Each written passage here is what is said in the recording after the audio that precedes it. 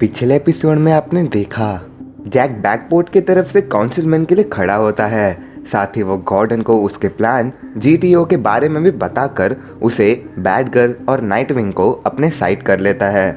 वही neo joker जीसीपीडी पर हमला कर वहां के चुराए हुए ड्राइव से पता लगाती है कि विक्टर फ्रीज नाजी के समय से ही जिंदा है, जो कि थॉमस वेन के साथ किसी सीक्रेट प्रोजेक्ट पर काम कर रहा था।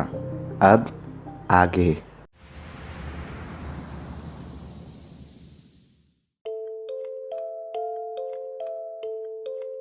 कहानी की शुरुआत होती है वेयर हाउस में, जहाँ पिल्स को खाने के बाद जैक के मुंह से खून निकलने लगता है। हार्ली कहती है ऐसा नहीं होना चाहिए था। क्या तुम ठीक हो पुडिन? जैक बोलता है कि मैं ठीक हूँ और जल्द ही डॉक्टर को दिखा दूंगा। हार्ली चिल्लाती है कि मैं भी एक डॉक्टर ही हूँ। जैक कहता है कि ये इतनी बड़ी बात भी नहीं है, बस पिल्स खाने के बाद कभी कभार उसका पेट दुखने लगता है। वो कहता है कि तुम मुझे ट्रेन करोगे कि नहीं। हार्ली कहती है कि क्या तुम इस बारे में श्योर हो? जैक बोलता है मैंने पुलिस को, गौतम सिटी को और इवन उसकी फैमिली को भी अपने साइड लेके उसे हर तरह से हरा दिया है। अब बस कुछ मुक्कों के हिसाब बाकी है। जैक अपनी ट्रेनिंग को शुरू करता है और वही दूसरी तरफ बैटमैन सुराग को खोजते खोजते उसी बिल्डिंग में पहुंच जाता है जहाँ जैक ने सभी सुपर विलेंस का माइंड कंट्रोल किया था। बैटमैन कहता है दो मैसिव असॉल्ट, एक फाइनेंशियल डिस्ट्रिक्ट में और दूसरा जीसीपीडी हेडक्वार्टर्स में, और दोनों में ही सुपर विलेंस इन्वॉल्व थे जो कभी भी एक दूसरे के साथ काम ना करे। पर उनकी खामोशी में कुछ तो अजीब था। पूरे हमले के दौरान उनमें से किसी के भी मुंह से एक भी शब्द नहीं निकला सिवाय मैड हैटर और नियो जोकर के। मुझे लगता है कि उसने मैड हैटर के माइंड कंट्रोलिंग कार्ड्स की मदद से उन सभी का माइंड हैक कर लिया है। नाइटविंग कहता है कि मैंने कहीं पर भी हैटर के कार्ड्स को नहीं देखा। बैटमैन जमीन पे पड़े डर्ट को ऑब्जर्व कर रहा होता है। बैटगर्ल कहती है कि ये तुम्हारे उंगलियों में क्या लगा हुआ है? बैटमैन कहता है क्ले, ये क्ले है। पूरे हमले के दौरान सिर्फ क्ले फेस ही कायम था। मुझे लगता है कि वो इन सब में किसी तरह इन्वॉल्व है। बैटगर्ल कहती है कि ब्रूस, हमें तुम्हें कुछ बताना था। बैटमैन कहता है कि जीटीओ को ज्वाइन कर लो। यही कहना था ना? तुम चाहते हो कि मैं उसकी तरफ हो जाऊं? ऐसा सोचना भी मत। नाइटविंग कहता है कि नेपियर अब बदल चुका है। बैटमैन बोलता है कि कुछ भी नहीं बदला है। जोकर फिर से आर्कम से भाग चुका है एक नए स्कीम के साथ जो कि गौतम को बर्बाद कर देगा। ये हमने पहले भी देख रखा है। बारबारा कहती है कि गौतम अब बदल रहा है बैटमैन, और वो हमें भी एक मौका दे रहा है कि हम उसके साथ बदले। बैटमैन कहता है क्या तुम लोग भूल गए हो वो जोकर आज तक क्या करता आया है? नाइटविंग कहता है ऑफ कोर्स हम नहीं भूले हैं, पर जब तक वो कोई लॉ नहीं तोड़ता हम कुछ नहीं कर सकते। तुम्हारे तरीके अब काम नहीं आ रहे हैं बैटमैन, इसलिए जीटीओ एक परफेक्ट समझौता है। हम जीसीपीडी के साथ अपने ट्रस्ट को बढ़ाएंगे और नेपियर पर नजर भी रखेंगे। बैटमैन कहता है कि तुम बस नेपियर को जीतते हुए देखना चाहते हो, क्योंकि फाइनली ये तुम्हें एक रीजन दे देगा ये समझने के लिए कि तुम मुझसे बेहतर हो। नाइटविंग कहता है कि नेपियर ने तो तुम्हें पहले ही हरा दिया था। गौतम को उसका असली हीरो मिल गया और तुम सब इसलिए परेशान हो रहे हो क्योंकि इन सब के बाद तुमने आज तक जो कुछ भी किया था अब उनके कोई मायने नहीं रह जाएंगे, और ये सब इसलिए क्योंकि तुमने अपने पेरेंट्स के डेथ से एक गलत लेसन लिया। बैटमैन गुस्से में आकर नाइटविंग पर हमला करने की कोशिश करता है, पर बैटगर्ल उसे पटकते हुए रोक देती है और बोलती है क्या तुम लोगों का दिमाग खराब हो चुका है? जब देखो तब झगड़ते रहते हो और बीच में मैं फंस जाती हूँ। लिसन डिक, ब्रूस ने तुम्हें बचपन से लेके आज तक वो सब कुछ दिया जिसकी तुम्हें जरूरत थी, तो तुम्हें कोई हक नहीं बनता कि तुम उसे इस तरह बात करो। और तुम ब्रूस, तुम भी सुन लो, तुम्हें अपने अगले कदम को बहुत ही सोच समझ के रखना होगा, क्योंकि अब गौतम तुम पर से अपना पेशेंस खो रहा है। बैटमैन वहां से बिना कुछ बोले चला जाता है। थोड़ी देर बाद वो हार्ली के अपार्टमेंट में जाता है। हार्ली कहती है मुझे लग ही रहा था कि तुम आओगे। बैटमैन कहता है कि मुझे पता है कि जोकर अभी भी उसके अंदर जिंदा है और उसकी मदद करने का हमारे पास यही एक मौका है हार्ली। हार्ली कहती है ताकि तुम उसको जेल में डाल सको? No thanks. बैटमैन कहता है जहाँ तक मुझे लगता है उसने सबसे पहले क्ले फेस की मदद से सभी सुपर क्रिमिनल्स को मैनिपुलेट किया। फिर जोकर ने सबसे पहले अपनी लाइब्रेरी को तबाह करवाया ताकि वो पूरे सिटी के साथ स्कैम करके बैकपोर्ट पे पॉलिटिकल पावर गेन कर सके, पर उसने उस दूसरी हार्ली को नज़रअंदाज किया और अब वो उससे भी बड़ा खतरा बन चुकी है। हार्ली कहती है आखिर मैं तुम्हारी मदद क्यों करूं? बैटमैन कहता है क्योंकि उस रात जब जोकर ने अपनी हदें पार की थी तो तुम मेरे पास आई थी, और अब ये फिर से हो रहा है हार्ली। हार्ली कहती है सॉरी बैटमैन, बट इस बार नहीं, क्योंकि इस बार जैक वो खतरा नहीं है। बैटमैन कहता है कभी सोचा है कि क्यों मैंने तुम पे कभी सख्ती नहीं दिखाई? क्यों तुम्हें बाकियों की तरह ट्रीट नहीं किया? आखिर क्यों तुम्हें आर्खम में ज़्यादा समय नहीं रखा? क्योंकि सिर्फ तुम ही हो जो जोकर को संभाल सकती हो।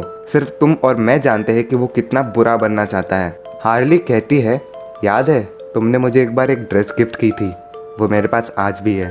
भले ही तुमने हज़ारों बार जैक को हॉस्पिटल में डाल दिया हो, पर मैं तुम पे कभी गुस्सा नहीं हुई, क्योंकि अंदर ही अंदर मुझे पता है कि तुम एक अच्छे आदमी हो।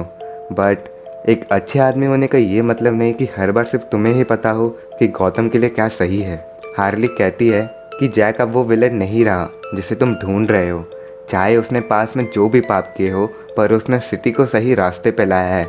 मैं तुमसे भीख मांगती हूँ कि उसे जाने दो। बैटमैन दीवार को तोड़ते हुए बोलता है कि क्या सिर्फ मैं ही हूँ जिसका दिमाग सही ठिकाने पर है? क्या तुम लोगों को उस जोकर का असली रूप नहीं दिख रहा? हार्ली कहती है, उसने गौतम सिटी को हमेशा हमेशा के लिए बदल के रख दिया बैटमैन, और तुम दोनों का मकसद एक ही है। पर तुम ये चीज़ तब तक नहीं समझ सकते जब तक कि तुम उसके साथ काम ना कर लो। बैटमैन वहाँ से बिना कुछ बोले चला जाता है। वहीं दूसरी तरफ वेन मैनर में मैनहट्टन सिक्योरिटी को तोड़ने की कोशिश कर रहा होता है। वो कहता है कि आखिर यहाँ पे मिलिट्री लेवल की सिक्योरिटी सिस्टम क्या कर रही है? ये वेन हमसे क्या छुपाने की कोशिश कर रहे हैं? नियो कहती है, क्या हो अगर वेन के पास नाजी के सीक्रेट रिकॉर्ड्स हो तो? मैनहट्टन कहता है, patience my dear, patience. Information is the key to power. सभी सुपर विलेंस इस बात को जानते हैं, और अगर हमारे पास वेन जैसे इन्फ्लुएंशियल और पुश्तैनी खानदान के सीक्रेट जानने का मौका है तो थोड़ा इंतजार करने में कोई बुराई नहीं है। नियो कहती है, फाइन, मैं इस दरवाजे को ही तोड़ देती हूँ। मैनहट्टन उसे ऐसा करने से रोकता है और बताता है कि उसे उस सिस्टम को हैक करने में थोड़ा और समय लगेगा, तो जब तक कोई बेहतर रास्ता नहीं मिल जाता तब तक के लिए अपने एक्शन पर काबू रखो। जिस पर नियो कहती है, एक्चुअली मेरे पास एक बेहतर रास्ता है।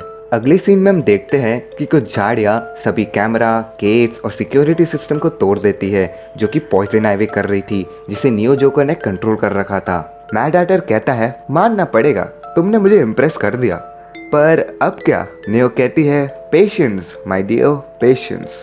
पॉइजन आइवी की मदद से वो एक सीक्रेट रूम को ढूंढ लेते हैं। नियो कहती है, एक सीक्रेट रूम जिसे काफी लंबे अरसे से खोला नहीं गया। यहाँ से काफी सारी पुरानी और बासी स्मेल आ रही थी, जिससे कुछ प्लांट सेंस कर सकते हैं, और लकीली पॉइजन आइवी के पास वो प्लांट्स है। मैनहट्टन कहता है, ब्रिलियंट, पर तुम्हें ये कैसे पता? नियो कहती है, ये मेरा नहीं, ये आइवी का आइडिया था, मैं उसके कुछ थॉट्स को सुन सकती हूँ।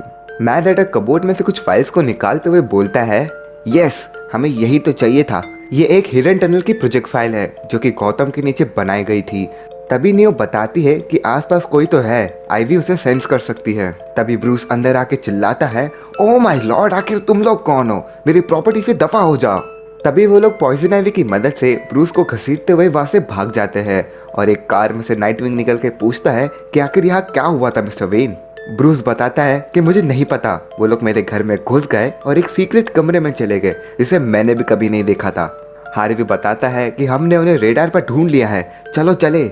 नाइटविंग कहता है कि आप इस मामले से दूर रहिएगा मिस्टर वेन, जीटीओ इसे संभाल लेगी। अगले सीन में हम देखते हैं कि सभी लोग बैट मोबाइल पे हार्ली के वैन का पीछा कर रहे होते हैं। उसी दौरान सभी माइंड कंट्रोल विलेंस भी वहां पर पहुंच जाते हैं। सभी लोग उन्हें किसी तरह मैनेज करने की कोशिश कर रहे होते हैं, और तभी बैटमैन एक धमाका करते हुए अपनी बैट मोबाइल पे वहां पहुंच जाता है। जिम हेलीकॉप्टर से उसे बोलता है, बैटमैन पीछे हट जाओ, जीटीओ उसे संभाल सकती है। लेकिन बैटमैन नहीं रुकता। बैटगर्ल उसे कांटेक्ट करके कहती है कि आखिर तुम क्या कर रहे हो ब्रूस? जिस पर बैटमैन कहता है, अपनी फैमिली को प्रोटेक्ट कर रहा हूँ। बैटमैन और हार्ली की व्हीकल्स ब्रिज से नीचे गिरते हुए एक शिप पे क्रैश हो जाती है, जिसके कारण उसे ब्रिज के पिलर पर टकराकर तबाह हो जाती है। बैटमैन नियो जोकर को रोकने की कोशिश कर रहा होता है। मैनहट्टन कहता है कि हमें यहाँ से भागना होगा, ब्रिज गिरने वाला है। बैटमैन नियो के बैग को खींचते हुए कहता है कि आखिर तुम लोग वेन मैनर पे क्या कर रहे थे? तभी उसके बैग का जिप खुल जाता है और उसमें से क्लेफेस का माइंड बाहर आ जाता है, जिसमें मैनहट्टन के माइंड कंट्रोलिंग कार्ड्स लगाए गए थे। नियो बैटमैन के मुंह पे लात मार के मैनहट्टन के साथ भाग जाती है, लेकिन बैटमैन को उसके बैग से उसके पेरेंट्स और फ्रीज की फोटोज मिल जाती है, और पूरा ब्रिज कोलाइड होकर तबाह हो जाता है। इस चीज को देखते हुए जिम रेडियो पर कहता है, मैं बैटमैन के खिलाफ एपीबी जारी कर रहा हूँ। अब जीसीपीडी की नजरों में बैटमैन एक विजिलेंटी नहीं रहा, अब वो एक सुपर क्रिमिनल बन चुका है। मैं उसे अरेस्ट करने का ऑर्डर देता हूँ। अगले सीन में हम देखते हैं विक्टर फ्रीज को, जो कि अपने एजिंग के रिपोर्ट्स को पढ़ रहा था, और तभी खून से लपटा हुआ बैटमैन उन फोटोज को पटकते हुए कहता है, बोलना शुरू करो। फ्रीज कहता है कि वेन्स की फैमिली हमेशा से एक मिस्ट्री रही है। सही कहा ना ब्रूस? वहीं दूसरी तरफ नियो और मैड हैटर उस अंडरग्राउंड टनल पे पहुंच जाते हैं। मैड हैटर इलेक्ट्रिसिटी को ऑन करता है और उन दोनों के सामने फ्रीज टेक की बनाई हुई एक बहुत ही बड़ी मशीन होती है।